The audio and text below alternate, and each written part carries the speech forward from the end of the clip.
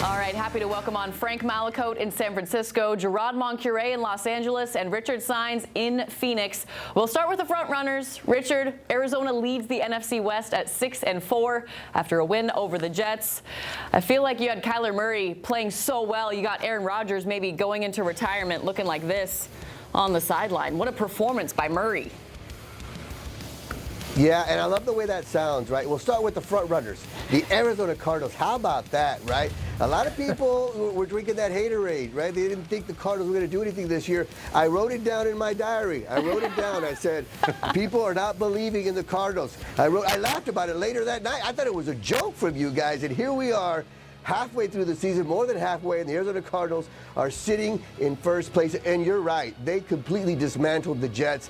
And for a second there, I kind of felt bad for Aaron Rodgers. There was one sack towards the end where he gets hit from behind, he fumbles, and he's getting lifted up, and he has that look like, I'm 40, I'm a million. What am I doing here? Like, you could tell he was done, man. He does not look good. It's been a brutal year for him. And then, oh, by the way, Kyler Murray gets blindsided. His helmet comes off, snaps right back up, and hits the Jets where it really hurts on the scoreboard and throws a perfect touchdown pass to Marvin Harrison Jr., who now looks like Maserati Marv, right? Before he looked like Mazda Miata Marv. Now they finally got him looking like a Maserati on that play, and the Cardinals are in first place and looking good. And, yeah, we'll see what happens with Aaron Rodgers, but it did not look good for him, that's for sure.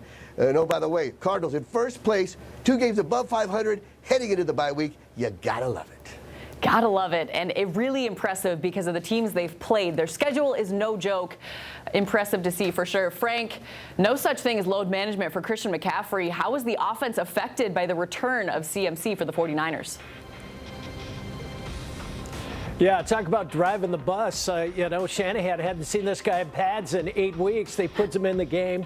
And the first half, they pulled him out on a couple of plays. But after that, 3 Jake Moody missed field goals. It was like, get in there. You're playing the rest of the way. We got to win this game. He played 61 plays, 89% of the offensive plays, 13 carries, 39 yards, 6 catches, 68 yards, including a nice little floater from Purdy down the sideline that set up a nice touchdown. And while they're busy covering him out of the backfield, Ricky Pearsall had his best game in 3. He had his first touchdown, including a 48-yarder in the corner of the end zone. And George Kittle usually gets double teamed. They got to worry about McCaffrey. Kittle 90-plus yards and a nice touchdown grab in the corner as well. I got to tell you this. At the end of the game, CMC said, and I asked him how he felt. He goes, I feel pretty good. It's good to be back in football, but call me on Monday. I imagine he was pretty sore, but full steam ahead. He's in practice, and look out, Seattle. You're going to get a full dose of CMC this weekend. Yeah, refusing that dose like a kid that doesn't want to take medicine. That is making this 49ers offense even scarier. And before we get to the Rams, Gerard, that was a team that was streaking and obviously sent the Seahawks into their bye week. Unbelievable game by Geno Smith in the worst way, 3 interceptions. They're streaking, and then what happened in the end? They could not find the end zone once against those Dolphins in a 23-15 loss, Gerard. Well, Alyssa, I have a theory about pro football and college football that only the great teams put together these long win streaks. The Rams, 3 is the max. This is an opinion, especially for all you bettors out there. 3 is the max. That's what good teams are able to do, 3 or 4. Rams are just a good team. They're not a great team right now. So basically they had 1-3 coming in. They incorporated a couple of offensive linemen, Joe Noteboom, Jonah Jackson, who were starters at the beginning of the year, back into the offense. And it just didn't click. There had not been enough work done, enough in preparation. That's how you end up with 70 yards rushing, Matthew Stafford in predictable 2nd and long, 3rd and long situations. And the Dolphins defense, give them a lot of credit. They came in hungry. Dolphins had lost 3 in a row. They got on the plane, mentally ready through Mike McDonald, more ready, obviously, than Sean McVay had the Rams. And in front of the big crowd on Monday Night Football, they were ready to ball. That's the bottom line. One team was more ready to play than the other team. That's what happened. Rams got a little complacent. Human nature set in, and now they've got to regroup. as they travel across the country to take on the Patriots. We'll talk more about that in a minute. But 3 in a row, until you become great, that's about where you are. And the Rams certainly showed that on Monday Night Football. They just were not ready, were not locked in like we've seen them in the 3 previous weeks. Yeah, and I think the fact that you were started 1-4, it was a game you just couldn't afford to lose. And we were talking about Aaron Donald coming back out of retirement around week 9, week 10. Still waiting for that, Gerard, by the way. Doesn't seem like they need him to. It seems like they need Andrew Whitworth to come and help out on that offensive line. Talking about the Seahawks before the bye week, frustrating in all the ways because the offense just could not hold up to what the defense was doing. We finally saw a defensive improvement for the Seahawks, limiting the Rams in a lot of ways. But like we said, Geno Smith, 3 interceptions, just shooting themselves in the foot over and over and over again in the red zone 2 times. And not always his fault, but this offense has to improve in all the ways, has to be more efficient, and has to use more weapons. DK Metcalf likely returning this Sunday against the 49ers. He spoke to the media yesterday, so that is a good sign. Usually it means he will play. And then waiting on right tackle Abe Lucas. They need him in all the ways because the Seahawks offensive line is just as bad as the Rams right now. They are hurting, and they are going to have the hardest challenge of the year, it seems like, at the line of scrimmage against the San Francisco 49ers team that looked so good with Christian McCaffrey coming back.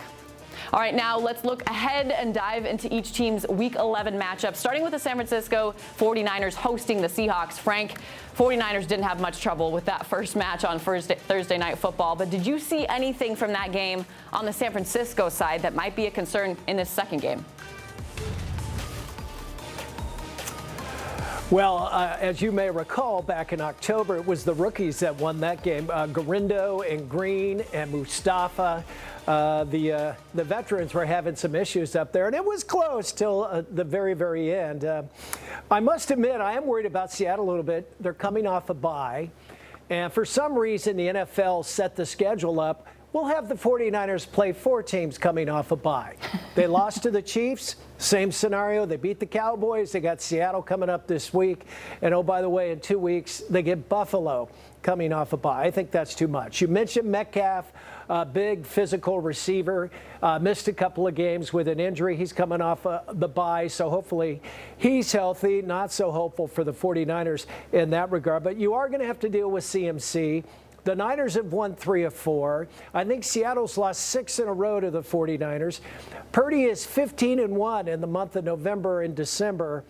It's a 6.5-point game in favor of the home team, the 49ers.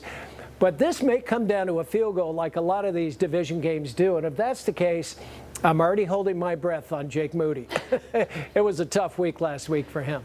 Special teams, I believe, ranked 31st in a bunch of different categories for the 49ers. Surprising because the offense and defense is so good. Just about every part of game 1 against the Niners was concerning for the Seahawks. They got into a 20-point hole, right, and still gave up 230 yards rushing to a Christian McCaffrey-less team. You mentioned the rookie Isaac Garindo, who really iced the game. But they did make things interesting in that third quarter, scoring 14 unanswered points, did the Seahawks. The problem all the season long is they just continue to hurt themselves. Geno Smith threw a pick, and the Niners shut it down. It will help to likely get DK Metcalf back from injury, maybe right tackle Abe Lucas, like we mentioned. It should be a fun game. I think the 49ers offense just takes advantage of the Seahawks' changes on defense. They let go of Tyrell Dodson, just released him completely. He was the Seahawks' leading tackler, so they're going to have to fill in the pieces with a rookie, Tyrese Knight, who will be the weak side linebacker, and then Ernest Jones still trying to become a Seahawk, as they obviously traded for him. So I will be interested to see. I think the Seahawks are just going to be playing spoiler for the rest of the season. They could be one team, they could be another team, depending on the given day. And I think they could hurt some teams in the NFC West. I just don't believe in this offense right now. The defense has been too inconsistent. Richard, you've got your feet kicked up this week with the Cardinals on a bye week. So I'd love your thoughts on the Seahawks at 49ers matchup. Well, first of all, I like your honesty when you talk about the Seahawks and their struggles, but I want to get Frank's address so I can send him some cheese for all that whining he's doing about, oh, we're playing all these teams coming off the bye. Buddy, pal, the Arizona Cardinals started at Buffalo, then they played Detroit, Washington, and San Francisco the first 4 weeks of the season. So what are you talking about over here with the bye week? And the NFL wants is what they're out to get the 49ers? I don't think so. We'll take it easy on you though, because you talked about my guy Christian McCaffrey, who is back and better than ever, and that's great news for my fantasy football team, the Chimichangas, who are now making a move just like the 49ers. So as the 49ers go, so do the Chimichangas. So Chimmy Nation is listening to you, Frank. So give us some good news about Christian McCaffrey. And I think the 49ers are going to win this game. I think they're going to cover the spread. Gerard was talking about, gambling and that kind of stuff. So, I think the Niners win. They cover the spread. CMC looks great. They have extra days to prepare as well. They played on a Thursday, so they're going to be just fine. And then the 49ers system is amazing, right? You see Ricky Pearsall come back, and he has a great game. They just plug and play guys in, and they've been doing it all year. And that's the team to watch in the NFC West, other than the Arizona Cardinals, of course. Frank, San Francisco, you're just west of wine country, so I think it's natural 49ers. I'll give you a chance to respond to Richard there. The bye week. Well, come on. Well, guess what? The 49ers got to go to Green Bay. They still got to go to Buffalo. You just got all the good stuff, the hard stuff right out of the gate. It's coming for the Niners. By the way, Kyler Murray is part of the Truckee Ballers, Frank Malakote's fabulous fantasy team, and I'm very happy for myself. Not so much for the Niners. Kyler's been playing lights out. You guys have won 4 in a row. You cream the Jets. I think he's hitting on 69-70% of his passes, 12 touchdowns, 3 picks. And oh, by the way, he can run. He had 80-plus yards against the Niners in that come-from-behind win at Levi. And outside of the Vikings, you've got Seattle twice. You got the Pats, you got the Panthers, you got the Rams, and the Niners. Yep. Some winnable games there, divisional games. So, I have a feeling that the Rams may still make a little bit of noise. I know that Dolphin loss was awful, but I think final game, it may come down to that, especially after that big win that the Cardinals had at Levi in late September, down double digits, and lo and behold, they came from behind. So it may come down to that final game. Yeah. And it better not be a field goal from you-know-who.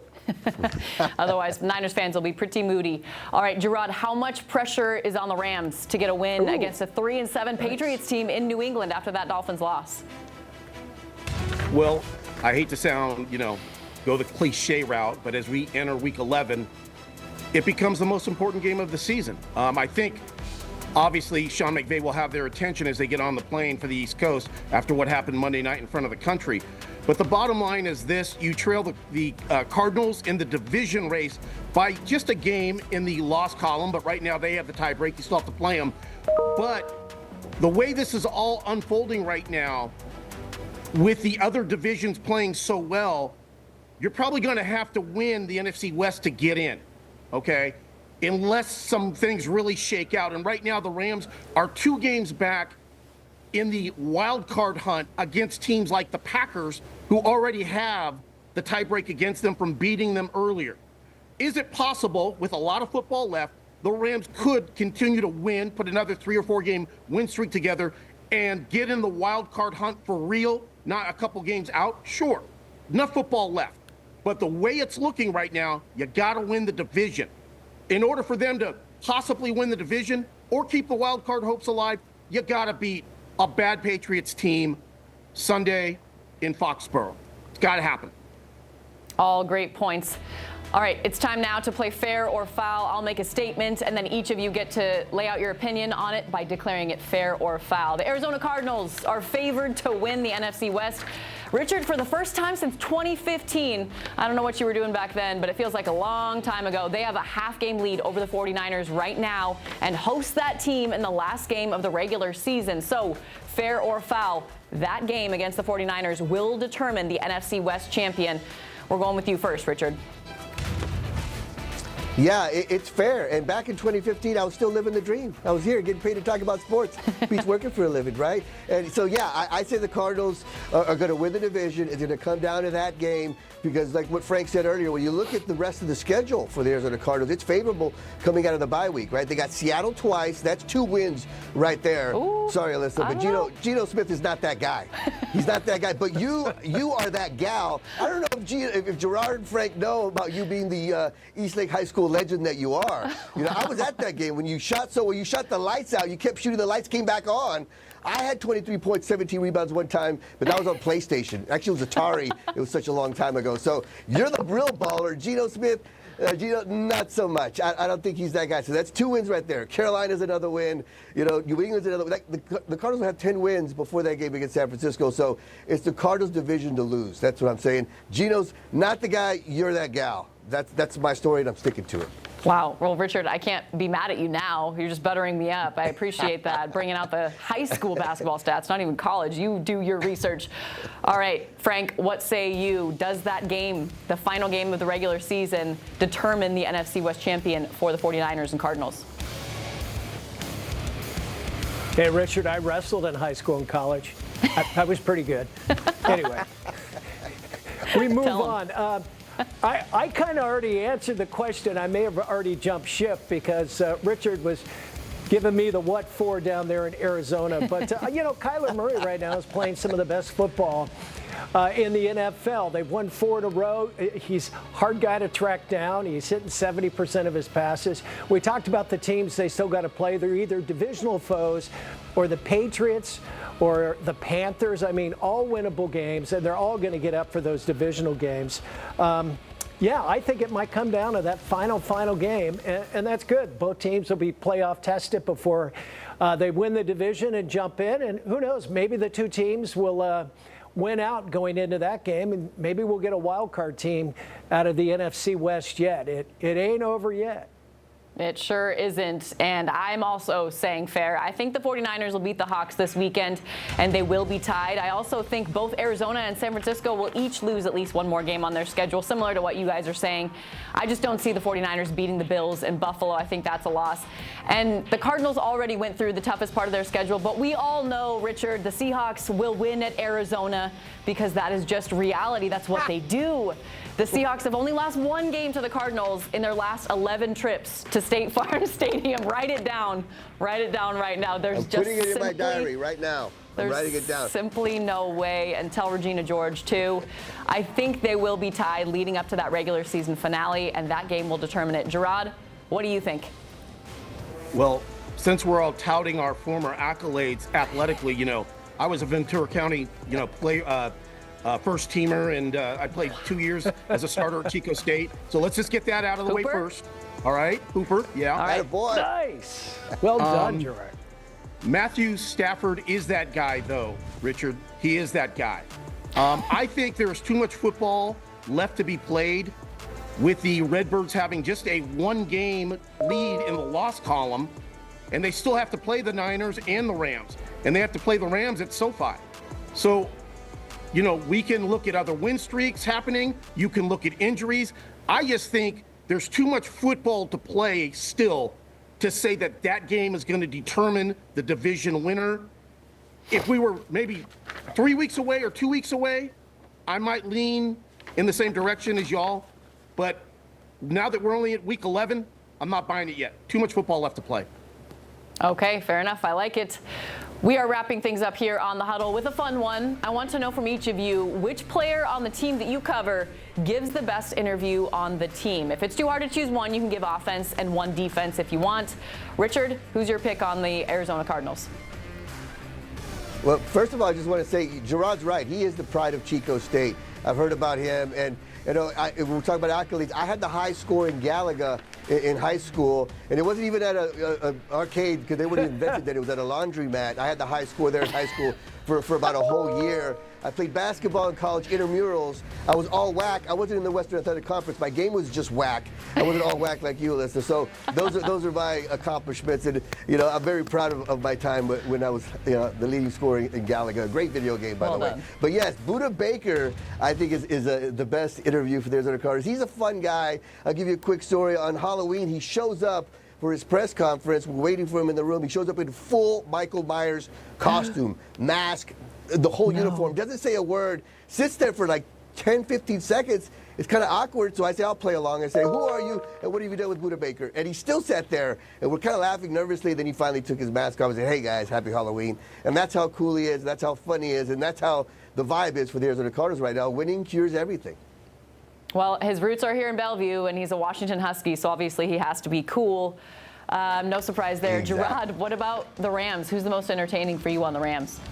It's easy. It's Puka Nacua. I mean, you talk about a guy that's a second-year guy, appreciates he's getting to play in the league and getting paid well, appreciates that he doesn't have to have a real job for a living.